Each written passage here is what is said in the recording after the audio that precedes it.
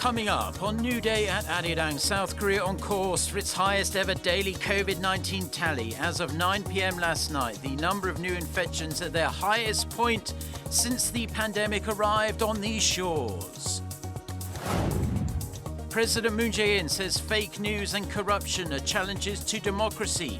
His remarks coming at the Summit for Democracy, a two-day virtual meeting led by US President Joe Biden.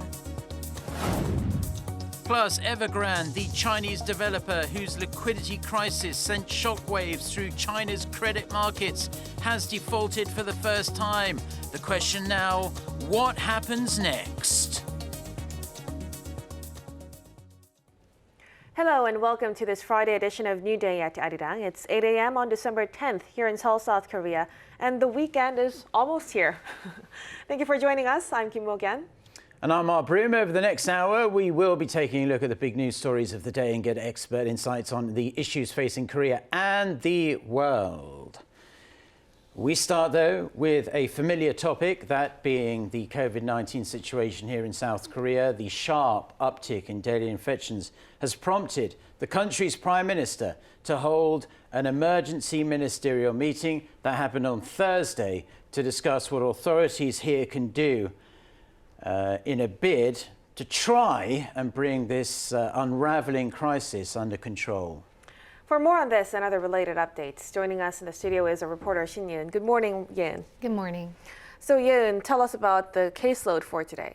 Well, Mo-kyan, today's caseload is expected to reach the 7,000 mark yet again. Up to 9 p.m. on Thursday, we saw the largest figure reported for that period of time at 5,803. The Central Disease Control Headquarters on Thursday said if the pandemic worsens, the country could see up to 9,000 infections per day before the end of this month, and even up to 11,000 cases by early next year. The number of critically ill patients could also reach the 1,000 mark, as Thursday's figures was as high as 857. Now, as I mentioned before we introduced you, given how severe this situation is now, the Prime Minister convened this emergency meeting on Thursday. What did he have to say? The Prime Minister Kim Bu-kyum ordered local governments in the Greater Seoul area to upgrade their virus prevention measures to the highest degree. The Prime Minister went on to say that he will be calling President Moon Jae-in every day so that they could together monitor the country's virus prevention measures. He also asked for active participation from civilians, particularly urging the elderly to get their booster shots.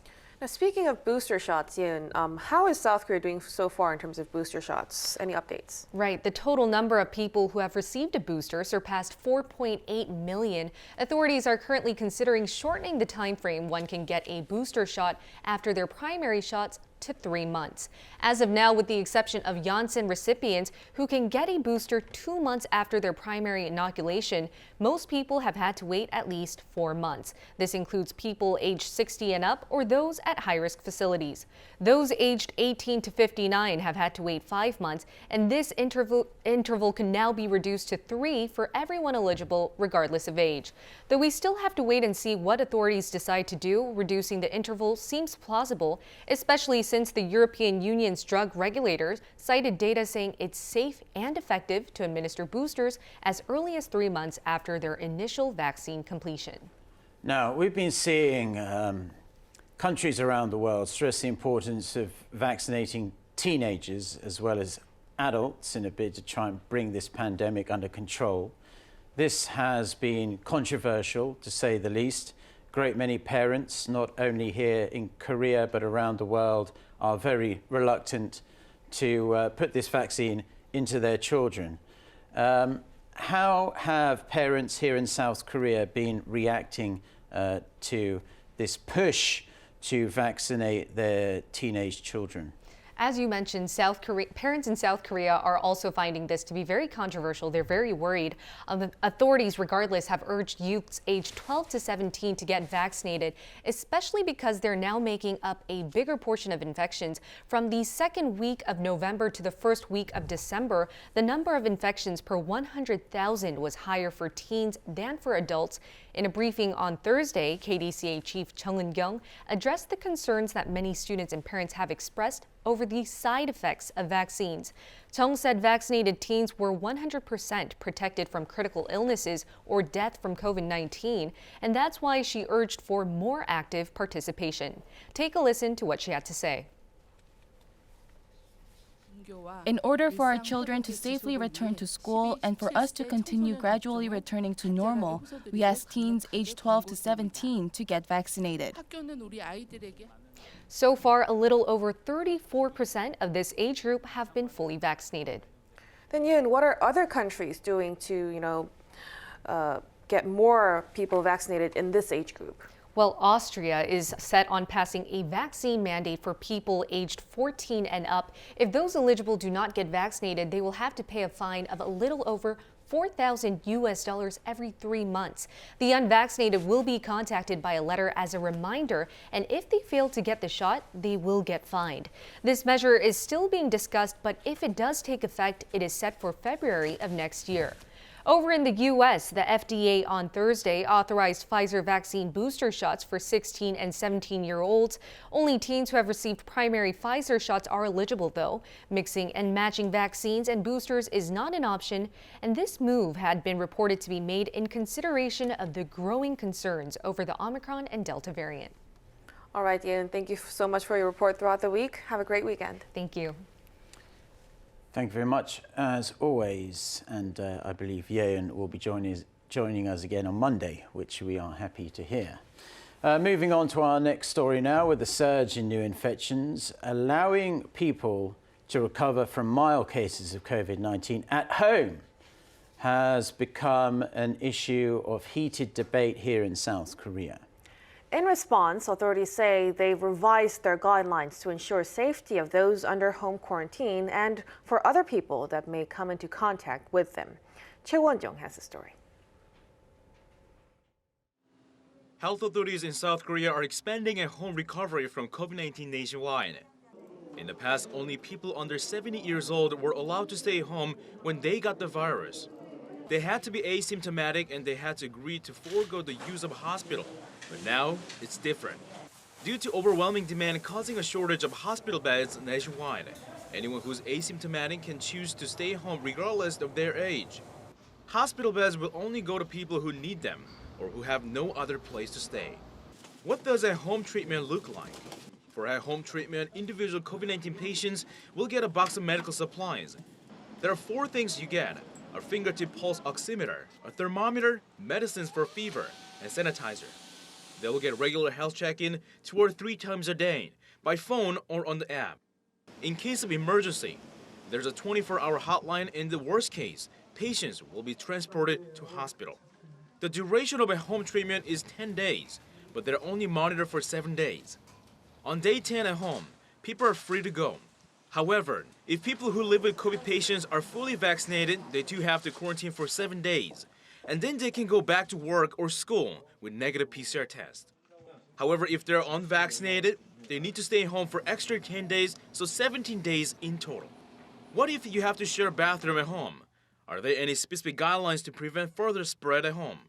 The health authority did urge patients to separate themselves safely from the rest of the family. If there's no way to avoid contact, then the bathroom at least need to be sanitized as much as possible. For residents of apartments where many people live closely together, the key is frequent ventilation. Also, to prevent the spread of virus through the house, it's recommended to seal the bathroom vent with plastic bags and duct tape if possible. Starting December 8th, people who have to stay home are getting payments from the government. But this is only for those who are fully vaccinated, those who already once recovered from COVID, those who can get vaccinated due to underlying conditions, and those under the age of 18. Meeting those conditions, a person who lives by themselves would get 550,000 won, or around $475. A household of 4 people, 1.36 million won, which is more than $1,000. Choi Won-jung, Arirang News. In other news, U.S. President Joe Biden on Thursday hosted the first day of a 2-day virtual summit on democracy. The event is aimed at strengthening democracy and defending against authoritarianism.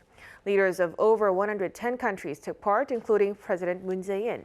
And during the session, President Moon called for efforts to address fake news and corruption, calling them challenges to democracy. Kim Min-ji reports. President Moon Jae-in says fake news and corruption are challenges to democracy, stressing the need to build the capacity to address such matters. The Blue House said Thursday evening that President Moon made the remarks during the closed-door plenary session of the Summit for Democracy, a two-day virtual meeting led by U.S. President Joe Biden. President Moon was quoted as saying that humankind has achieved a degree of prosperity never experienced before, but now faces challenges like populism, extremism, inequality, polarization, and fake news. He said that while freedom of speech must be guaranteed, it must also be in harmony with the right for freedom for all. He added Seoul will actively contribute to promote democracy based on its own experience of democracy and economic development. The summit invites the leaders of over 110 countries to discuss the challenges and opportunities facing democratic governments and how democracies can deliver for their citizens. It's part of President Biden's campaign pledge to strengthen democracy. In his opening remarks, President Biden said democracy needs champions in the face of sustained and alarming challenges to democracy and universal human rights. And I wanted to host this summit because here in the United States, we know as well as anyone that renewing our democracy and strengthening our democratic institutions requires constant effort. Democracy doesn't happen by accident. We have to renew it with each generation. President Biden called for concrete commitments to strengthen democracies and to push back against authoritarianism, fight corruption, as well as to stand up for justice and the rule of law, for free speech, free assembly, free press, freedom of religion, and human rights. He also announced plans to establish a presidential initiative for democratic renewal, with some $420 million to be used to support independent media, fight corruption, bolster democratic reformers, advance technology for democracy, and to defend free and fair elections. The summit is seen as an attempt to unite the world against authoritarian powers like Russia and China. Neither was invited, and both Moscow and Beijing have sharply criticized the summit, accusing the U.S. of creating new lines of division. The summit also comes after Washington announced a diplomatic boycott of the 2022 Beijing Winter Olympics over what it sees as China's human rights abuses. Kim Min-ji, Arirang News. South Korea is not currently considering a diplomatic boycott of the Beijing Winter Olympics.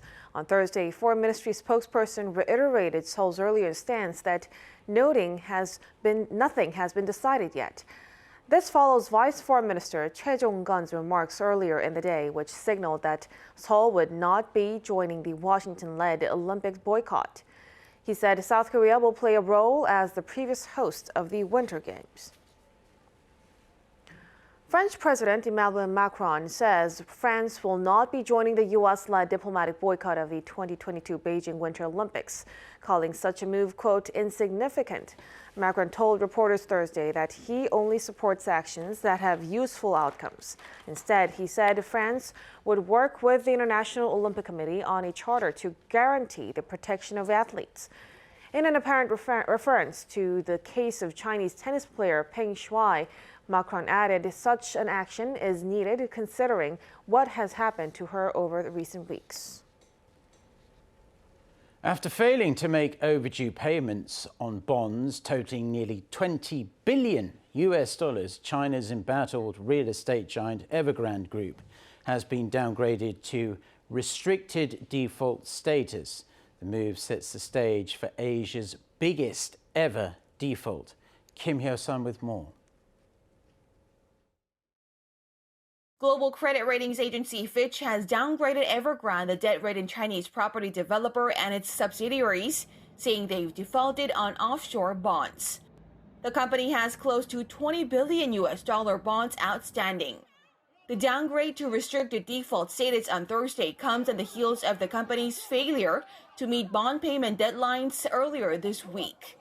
This marks the first official recognition of a default by the 25-year-old conglomerate, officially making it the world's most indebted real estate company. Earlier Thursday, the governor of People's Bank of China, Yi Gang, said Evergrande's risk is a market incident that needs to be treated in an appropriate manner in accordance with established market mechanisms. In a rare direct mention of the company, he said in a video message to a forum in Hong Kong that the short-term risk caused by a few real estate firms would not undermine the market in the medium to long term.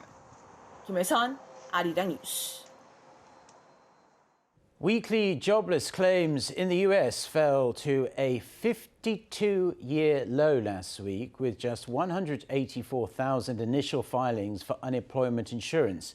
According to the US Labor Department Thursday, the figure is the lowest since September 1969. Americans receiving benefits under all programs also dropped last month to under 2 million. The figure is roughly 10 times higher than a year ago.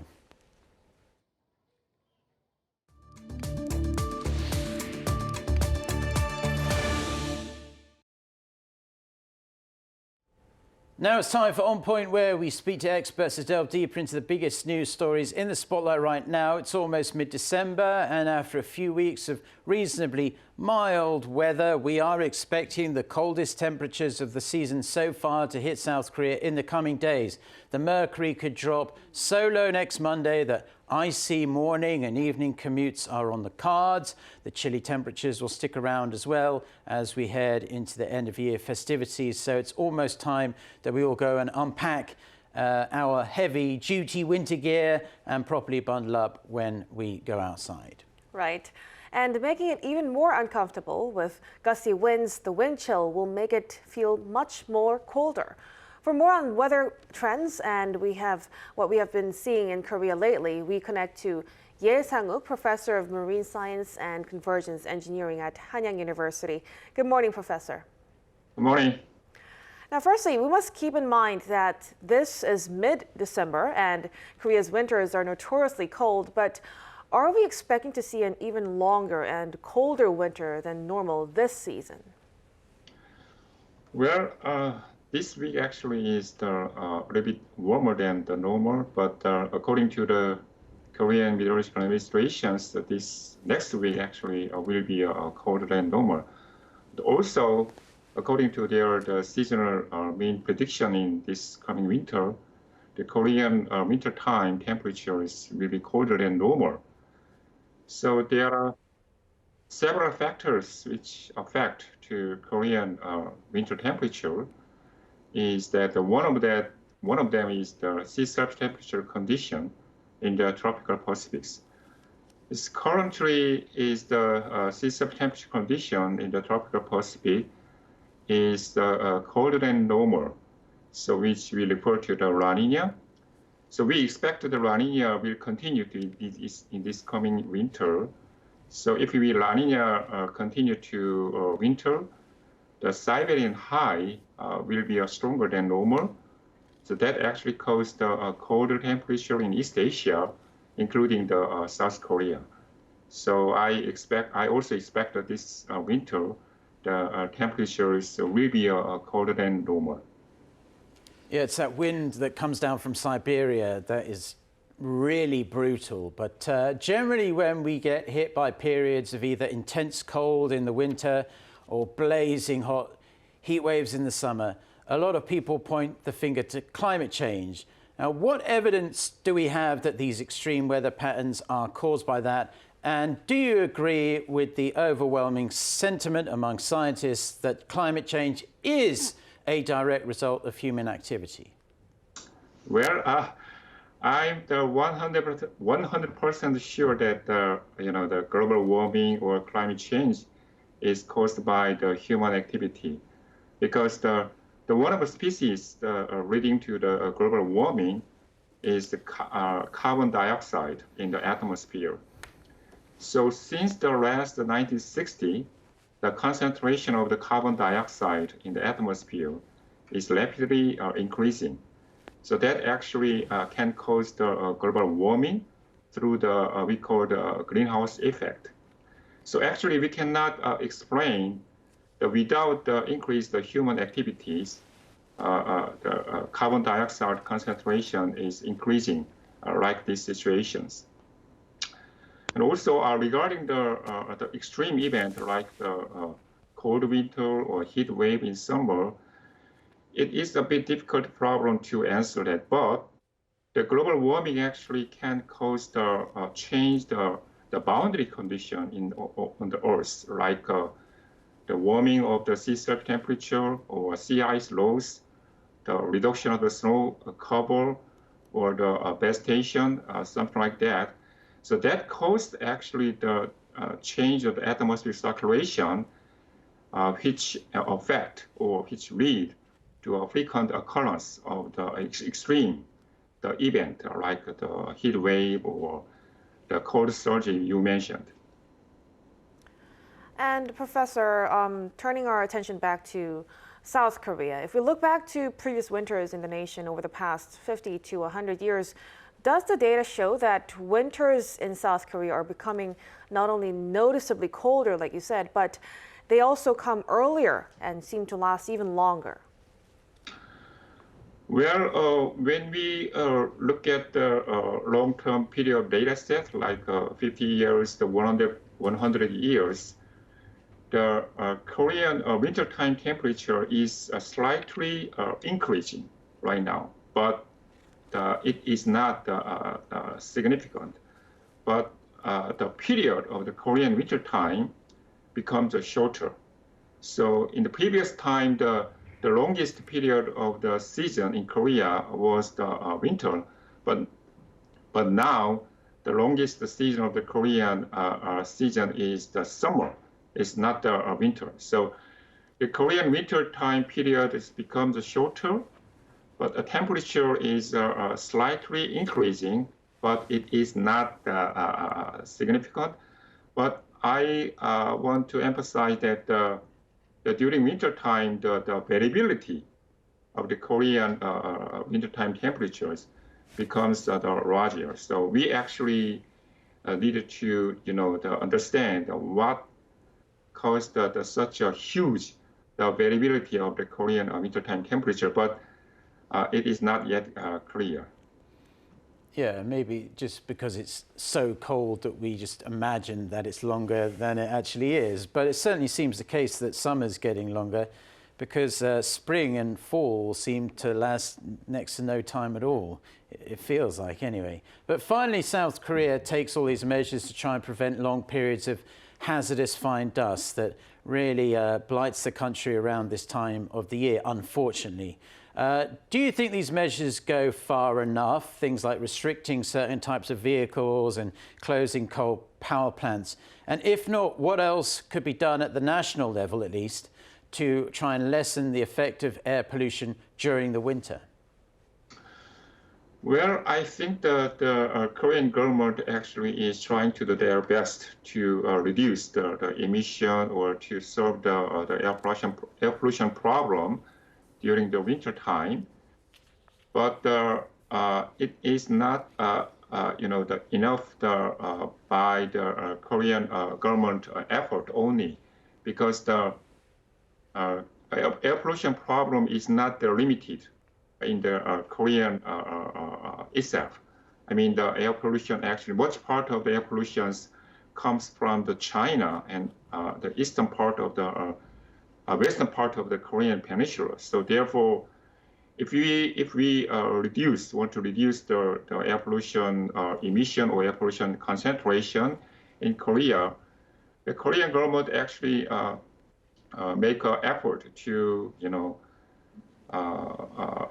talk with Chinese scientists or Chinese government to reduce the air pollution originated from the China.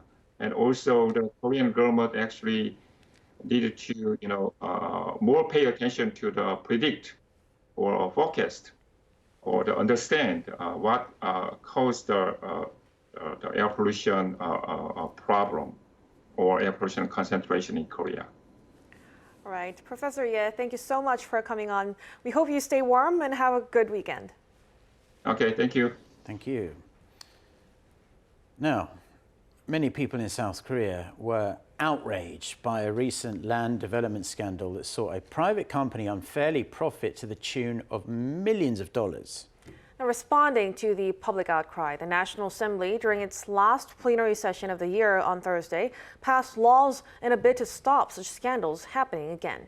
Kim Do-yeon reports. South Korea's National Assembly passed 2 amendments on Thursday to put limits on private profits from land development projects with government.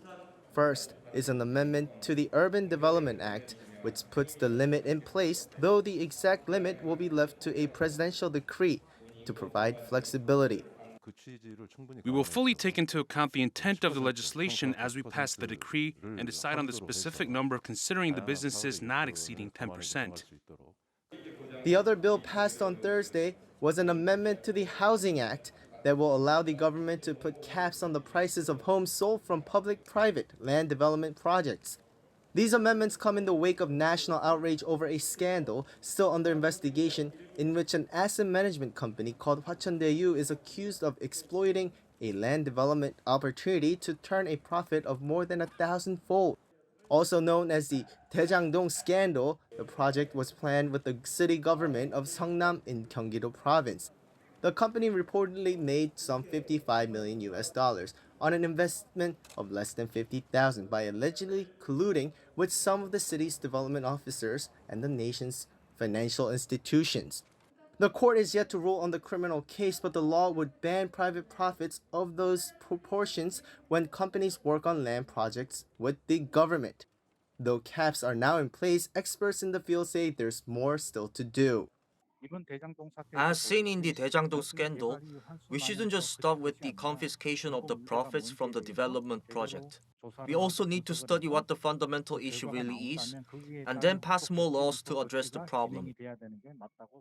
While this wraps up the regular session, lawmakers from ruling Democratic Party and minor parties have called for a provisional session starting next week to discuss, among other items, the supplementary budget for COVID-19 relief for small business owners. But for the supplementary budget to pass, it'll need support from both sides of the aisle.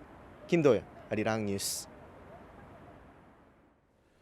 Now, after a few days off, negotiations between Iran and world powers resumed in Vienna on Thursday to try and revive the 2015 nuclear deal. Thursday's talks took place amid high tensions after Tehran made demands last week that European countries strongly opposed. However, the EU diplomat chairing the meeting said he felt, quote, a renewed sense of purpose about the chance of reviving the Obama-era deal. He added, they will see in the coming days whether a deal can be reached. Last week's talks were the first in more than 5 months after a hardline government assumed power in Iran. Now, in a great many respects, arts and culture have moved mostly online these days, much like almost everything else. However, some companies have taken that format one step further, using a Metaverse platform as the venue for their exhibitions and concerts. Kim Bok-young with more. It's a virtual exhibition. But my avatar, dressed in whatever clothes I want, can walk around every corner of the exhibition, and it feels like I'm actually there. The Metaverse, an online virtual universe where people can meet, is no longer a distant concept of the future.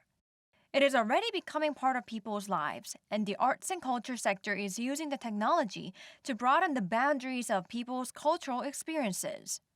One of them is Asia's largest urban art fair, Urban Break 2021, which took place this August at COEX. It used Evergrande, SK Telecom's Metaverse platform, as a virtual spot to present artists' works. Paintings on a white wall in a quiet place are what we usually think of for an exhibition. But the Urban Break Art Fair aims to be noisy and bustling. In the Metaverse, it can be like that. In the real world, an exhibition is usually a quiet place. But in the Metaverse, I can enjoy the exhibition in my own unique way. I can even dance while enjoying the paintings. Governmental organizations, too, are following the trend. The Korean Culture and Information Service has come up with a Korea World exhibition in the Metaverse. COVID-19 has made non-contact very common, and amid such a situation where we cannot be in physical contact with each other, we have tried using the new Metaverse platform to let more global youngsters get to know about South Korea through Hallyu content on it. Every year, thousands of foreigners participate in a global contest to come up with content that shows their affection towards South Korea. And around 140 of those are displayed at Korea World. K-pop concerts aren't missing out either. Recently, K-pop superstars like aespa, Key from SHINee, and BoA performed to the backdrop of virtually recreated Korean tourist spots through Zepeto. aespa performed at a virtually created Central Seoul, while other artists staged their shows at charming cities such as Yangyang and Gangneung. With more attention on K-culture than ever, cultural events are evolving so people can enjoy them wherever they are in the world. 김보경, Arirang News.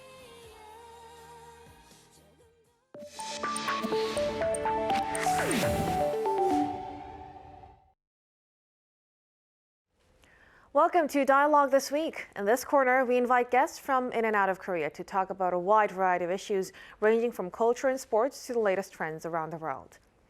Now, an NFT is a digital asset that represents real-world objects like art, music, in-game items, and videos, and this will be the topic for today.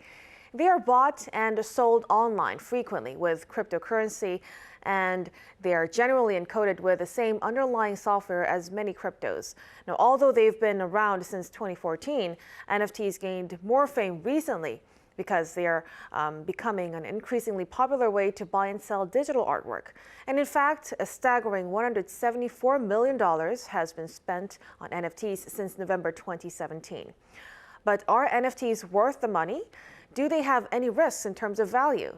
To delve deeper into these non-fungible tokens, we are joined by Christos Makridis, research professor at the School of Business of Arizona State University, who's also the CTO of multimedia art technology startup Living Opera, and Eli Tan, a reporter at CoinDesk, both via Skype.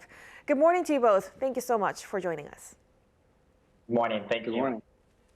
Thanks for having us on. Thank you. Now first, let's start with Professor Makridis. NFTs have become a major industry with over $10 billion traded in just the third quarter of this year alone. And these tokens are a blockchain-based unit of data that allows anyone and everyone to monetize digital content. But for starters, let's start with the basics.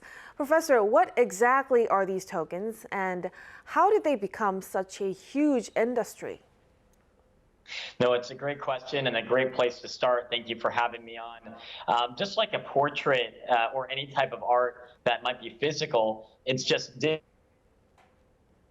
in what you might hold with your hands, and you're digitizing it and uploading it up to a digital ledger that is transparent, it's immutable, and it allows for not only the buying and selling, but also trading subsequently. And one of the really big differentiators, especially given the state of the current kind of entertainment sector, is that it gives ownership to the actual artist, so that the artist that sells the content is able to reap the benefits for it, as opposed to one of the norms right now, which is often that an artist partners with a record label or partners with a big brand, and the artist themselves is not able to profit from it as much. And so I'm really excited by the opportunity that this is going to create for artists and freelancers to build sustainable revenue streams and just to express themselves, whether it's in the form of physical art or whether it's in the form of audio.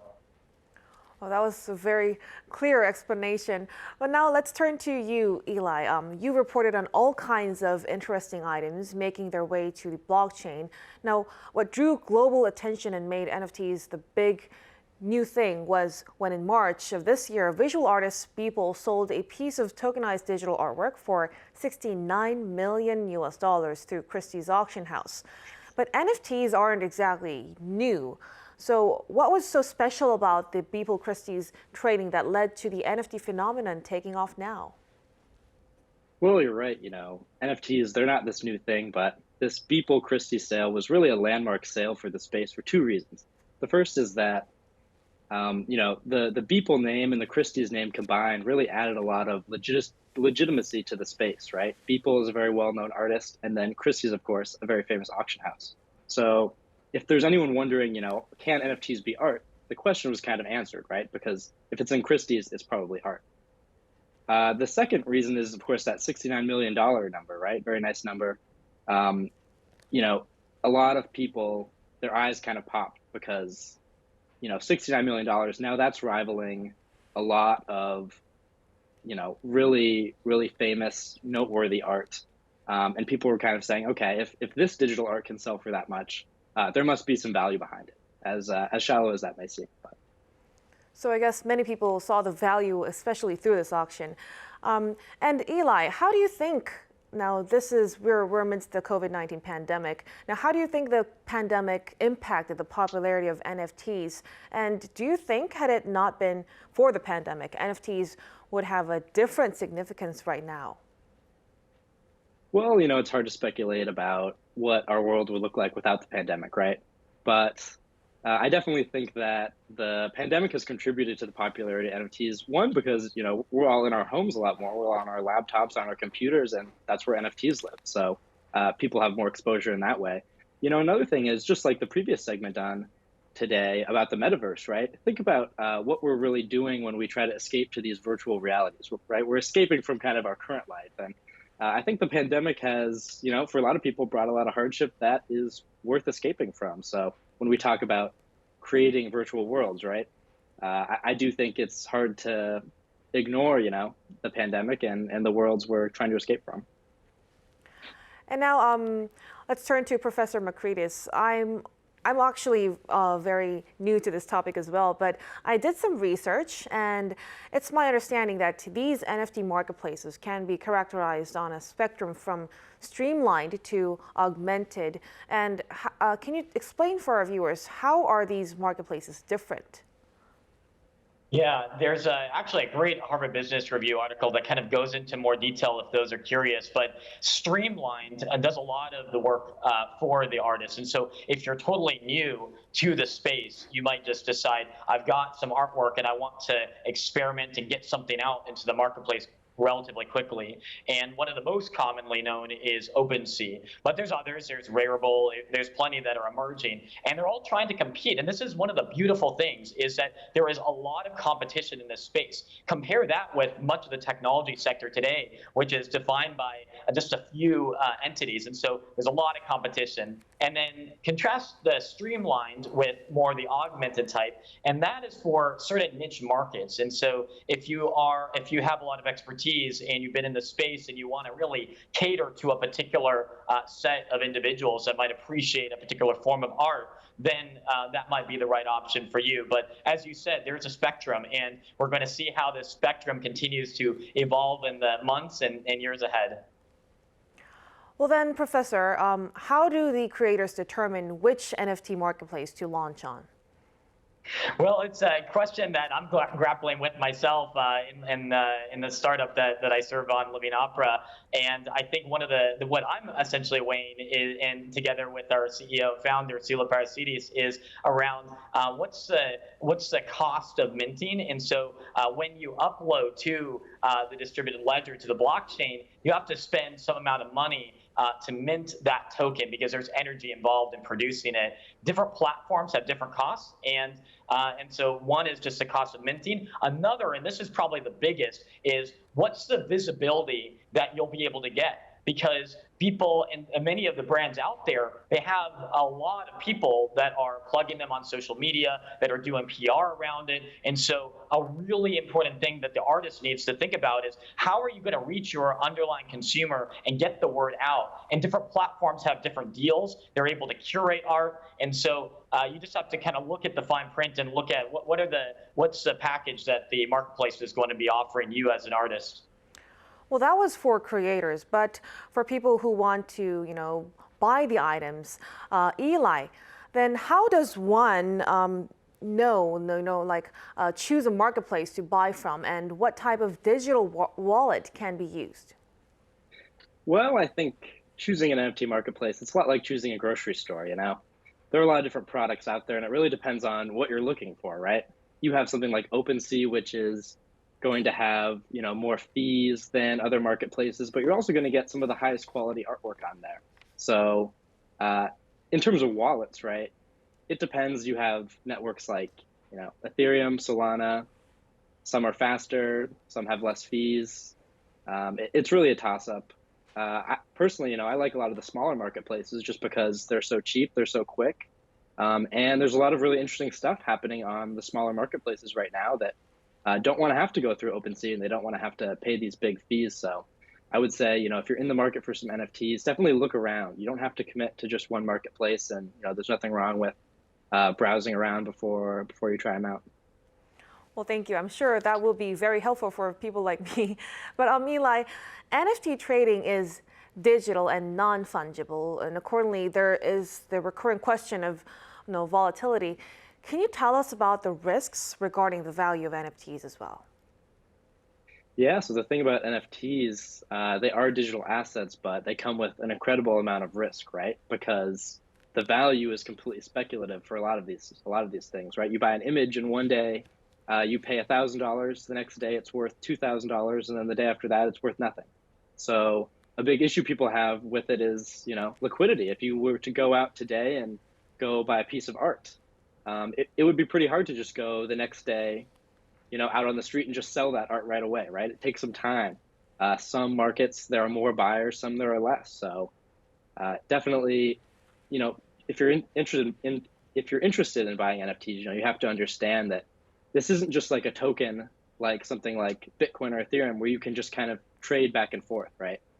It's the value of it is much more speculative, so in that way it can be harder to sell and much more volatile as well. And also, Professor Makridis, how about other risks that run with NFTs, such as legal issues of verification or authentication? No, there's a lot to be resolved in the years ahead. I mean, one big specific question is, how does patent law line up with the blockchain? And what happens when there's potential pirating? How is that going to be resolved? How do governments come together? Right now, you have the USPTO and you have European Patent Office. And so I think that there's a lot of questions to resolve there.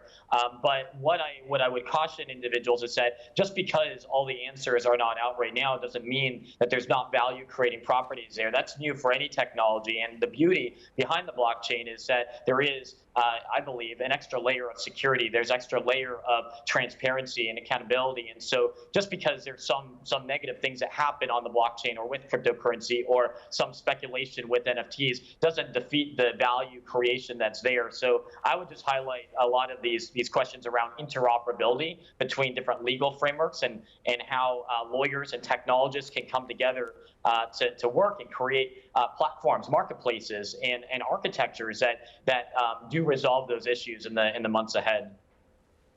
Now, turning back to Eli, having followed cryptocurrency and digital assets, can you say this is a passing craze, or is this the future of money? Well, I think that when we think about NFTs, right now, it may seem like a fad. It may seem like all the attention's on NFTs. And right now, I think that, everyone's talking about NFTs and not many people are using them.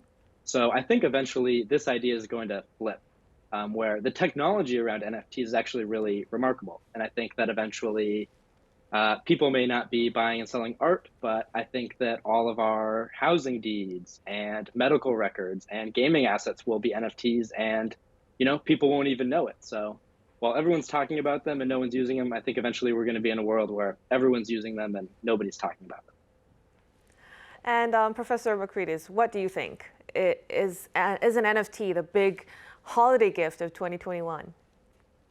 Well, I think one of the really wise points that Ellie made in a couple places is about liquidity and also about what do you really have when you buy an NFT, and that just because there's a fad right now, is it going to stay in fashion? And so I think that people during the holidays, you need to be asking, am I buying something that actually contains value, or am I just buying something because I heard about it on social media? And so this is what we try to do within Living Operas, around the fine arts and around operas, creating things that are truly beautiful. Because you look at compositions by some of the classic artists over time, by Bach, Beethoven, Mozart. These are classic pieces, and they retain their value. But at the same time, there's a lot of art out there that doesn't always retain its value. So I would just encourage everybody listening that if you see something that really resonates with your heart and that you think has true value, it might be a great gift, and your friends and loved ones would love it. All right. Well, I'm afraid we will have to wrap up at this point, but thank you so much, Professor Makrides and Eli, for your thoughts on this issue. It was a very interesting and a new discussion for me. I hope it was too for our viewers. Again, we appreciate your time and contribution to our show. Thank you so much. Thank you. Thank you.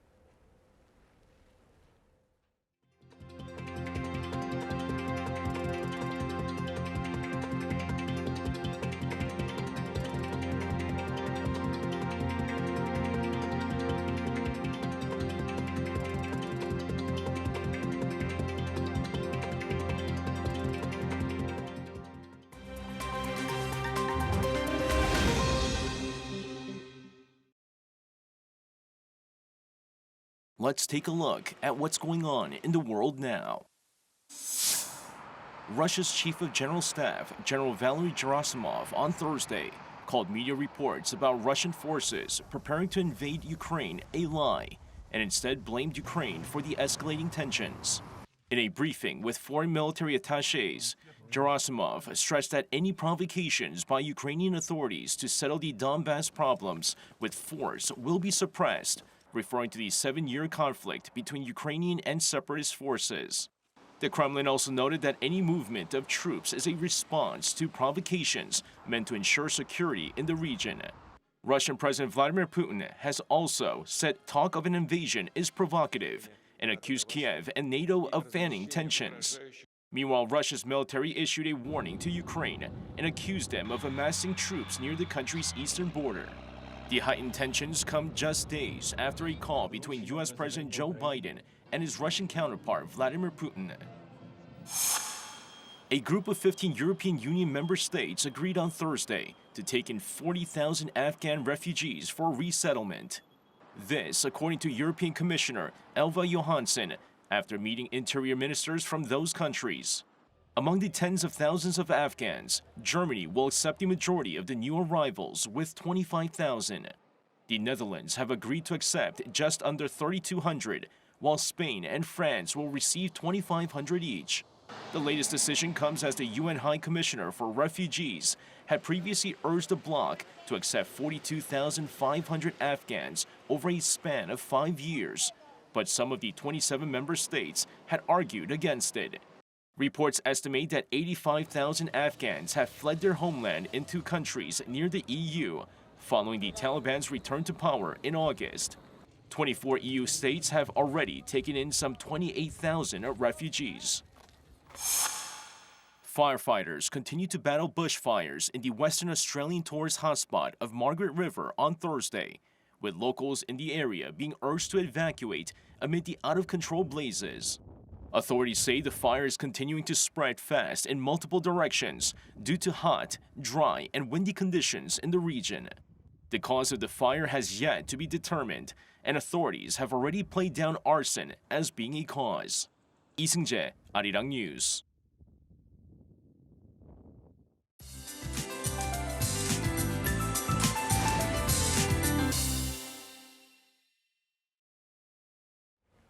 Good morning. Light wet clouds have formed in the west and will be dropping less than 5 millimeters of rainfall through lunchtime in area including west of central regions, Jeollado, and Jeju Island.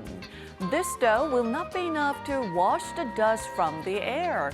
The capital, Chungcheongdo and Daegu, will have bad ultrafine dust levels all day. And what's more, dust from overseas will be blowing in from tonight, making things worse for the weekend. Temperatures, though, will stay on the mild side, and morning temperatures are 2 to 5 degrees higher than the same time yesterday. Seoul is beginning the day at about 7 degrees Celsius, which is a couple degrees higher than seasonal afternoon highs. Well, lots of clouds will be covering central areas today. In highs will be similar to slightly higher this afternoon. Seoul going up to 11 degrees, Daegu topping out at 14 degrees Celsius this afternoon. Rain is in the forecast on Jeju Island this Sunday. Then there will be a major drop in readings next Monday. With that, here's a look at the weather conditions around the world.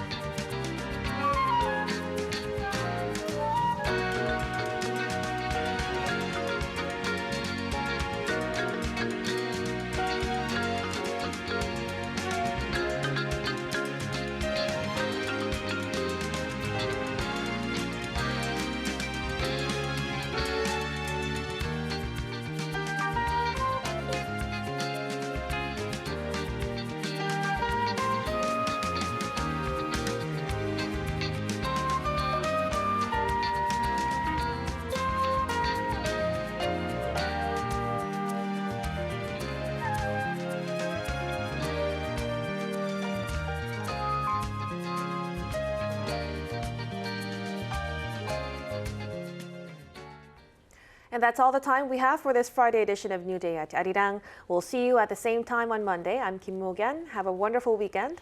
Yes, have a great weekend. I'm Mark Broom. Thank you for watching. I'll be back with more news at 10 a.m. Korea time in around an hour from now. Goodbye, and we'll see you next week.